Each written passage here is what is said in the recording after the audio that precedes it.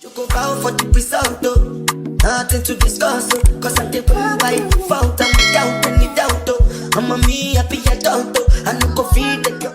Welcome, welcome, welcome, the randoms. So I wanted to go ahead and say, just in case you missed my other videos, I post Tuesdays and Thursdays. So like I was saying before, your girl got a schedule. But yeah, let's go ahead. Let's get into these stories. I hope y'all excited. Story number 1.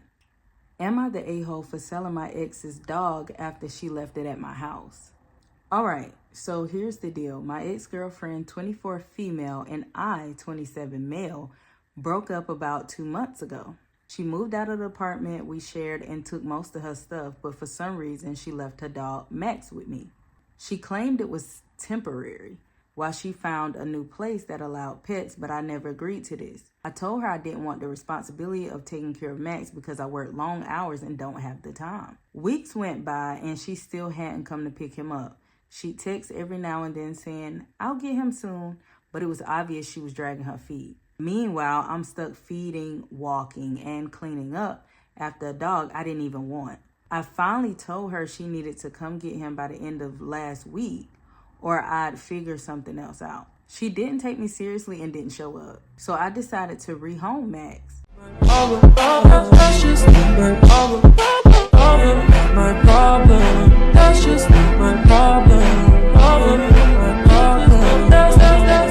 To be fair, I didn't just dump him anywhere. I found someone through Facebook who seemed decent enough and gave me $500 for him. They seemed thrilled to have a dog, and honestly, it felt like a win-win. The dog gets a new home, and I get some cash for all the food and supplies I had to buy while he was here. When my ex found out, she absolutely lost it. She said I had no right to sell her dog and that I stole him. She's threatening to go to the police and report me for theft. I told her it's her fault for abandoning Max with me for over a month. And I even gave her a deadline, which she ignored. Now she's telling all her mutual friends that I'm some kind of monster and they're blowing up my phone calling me a psycho. I don't think I'm in the wrong here. She left Max with me without my consent and I gave her plenty of chances to take him back. Am I really the bad guy for solving a problem she created? This is a hard one. The reason I feel like you're not wrong is because the dog has been staying with you for over a month and you've actually been taking care of the dog. But like, you could have just put the dog out or whatever way ahead of time. And you even reached out to her to let her know like, hey, you need to come get the dog, you know? Some people would immediately put the dog out or put the dog out within a week or whatever. And you actually kept the dog for a minute. And you made sure that he found a good home and stuff like that. Now, the only thing is, as far as with court, the dog is somewhat her property still. So I don't know how that'll go because they may look at it like you didn't have a right to be able to sell Max. Do I feel like you're an a-hole? No, I don't feel like you're an a-hole because you actually tried. Story number 2. Am I the a-hole for just leaving my aunt's house after failing to convince her she's being scammed? I'm 21. My mom asked me to talk to my aunt about something. She said my aunt's being scammed. Not a romance scam though.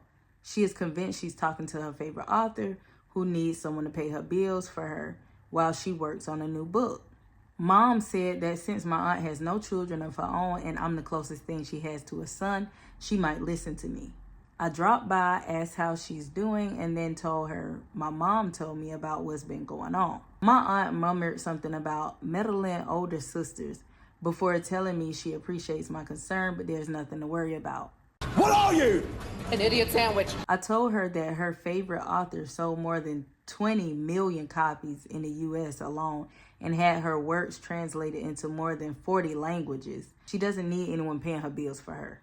But my aunt wouldn't listen. I did not immediately give up. I told her I care about her and don't want to see her scam, but she insisted it's not a scam. She just made a lot of posts on social media about the books and the author DM'd her to ask for money. I told her that's exactly how these celebrity catfishes operate and even showed her the catfishes channel on YouTube. She refused to watch any of the videos. After half an hour, I said, okay, I'm going to go home now. See you later. When my mom asked why I came home so early, I told her I love my aunt but don't know how I can convince someone who doesn't want to be convinced. She said I shouldn't give up so easily on someone I love. Am I the a-hole? To be honest, no. And like, I feel like, what can you do? At the end of the day, she's grown, right? Yeah, you can give her some form of advice, which you tried to do. She still feels like, hey, no, this is the real person. Let me fix my nose ring. She still feels like this is the real person or whatever. Hey, you tried to even show her proof and she still don't want to look at it.